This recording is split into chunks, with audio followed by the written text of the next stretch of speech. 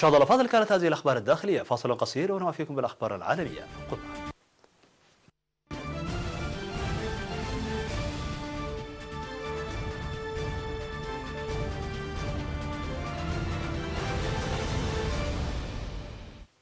مرحبا بكم. على الصعيد العالمي، أقر زعماء الاتحاد الأوروبي أخيرا اتفاقا لخروج بريطانيا من التكتل خلال قمتهم في بروكسل، وقالوا أن الخطة المتفق عليها مع رئيس الوزراء البريطانية تيريزا ماي هي أفضل ما يمكن لبريطانيا الحصول عليه، في تحذير للبرلمان البريطاني من رفض الاتفاق.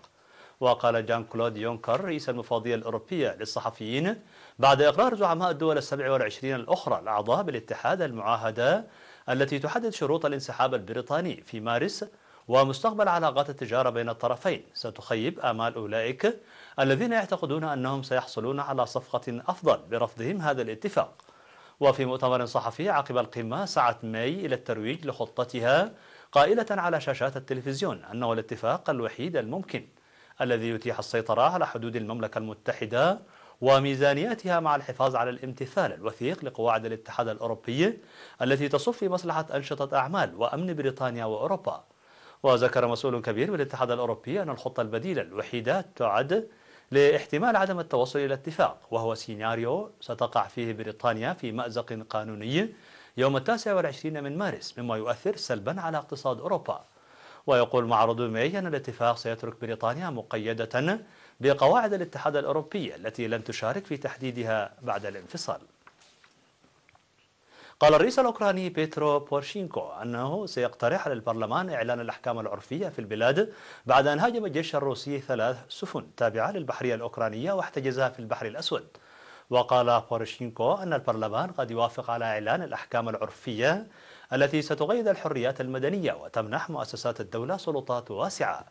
واتهمت أوكرانيا روسيا باحتجاز 3 من سفنها في البحر الأسود بشكل غير قانوني بعد إطلاق النار عليها. وقالت البحرية الأوكرانية أن 2 من البحارة الأوكرانيين أصيبا في عملية احتجاز سفنها التي أعقبت إطلاق النار، وأن الهجوم الروسي المزعوم عليها وقع بعد تراجعها وعودتها باتجاه ميناء أوديسا المطل على البحر الأسود الذي بدأت منه رحلتها. ولم يصدر أي رد فوري من روسيا على ذلك الاتهام، لكن وكالة أنباء روسية نقلت عن جهاز الأمن الاتحادي الروسي القول أن لديه أدلة قاطعة على أن أوكرانيا دبرت ما وصفه بأنه استفزاز، وسيعلن أدلته قريبا. ومع تبادل مسؤولي البلدين الاتهامات بممارسة أعمال استفزازية في الوقت الذي لا تزال فيه العلاقات متعكرة، ينذر هذا الحادث بدفع البلدين صوب صراع أوسع نطاقا. وقعت الصين واليابان اتفاقيات تعاون في مجالات تشمل حفظ الطاقة وتطوير الطاقة الجديدة ومكافحة التلوث، وذلك من خلال منتدى ثنائي حول حماية البيئة وحفظ الطاقة في العاصمة بكين. وقال رئيس اللجنة الوطنية للتنمية والإصلاح في الصين هو ليفينغ أن الصين وفي إطار توجهها نحو مرحلة جديدة من الانفتاح فإنها ترحب بالشركات الأجنبية بما فيها الشركات اليابانية للاستثمار والقيام بأعمال تجارية في الصين.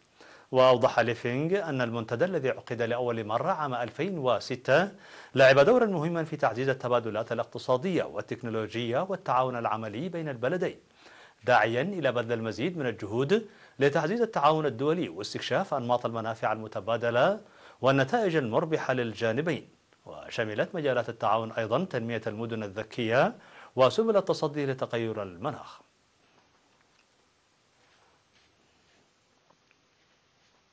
يشهد المريخ اقتراب أول مسبار آلي لإدارة الطيران والفضاء الأمريكية ناسا، مصمم لدراسة أعماق كوكب بعيد وسيلامس الأرض في ختام رحلة مدتها 6 أشهر.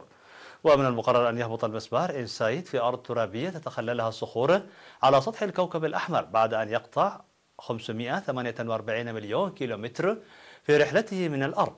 ويأمل فريق التحكم في المهمة التابع للناسا في تلقي التأكيد الإلكتروني على الوصول الآمن للمسبار فور حدوثه من خلال أقمار صناعية مسقرة أطلقت بصحبة إنسايت.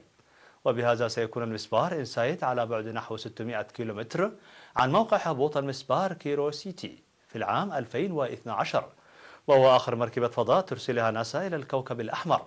ويتوقع العلماء رصد ما بين 10 و100 من الزلازل خلال فترة البعثة وجمع بيانات تساعدهم في استنتاج عمق وكثافة وتكوين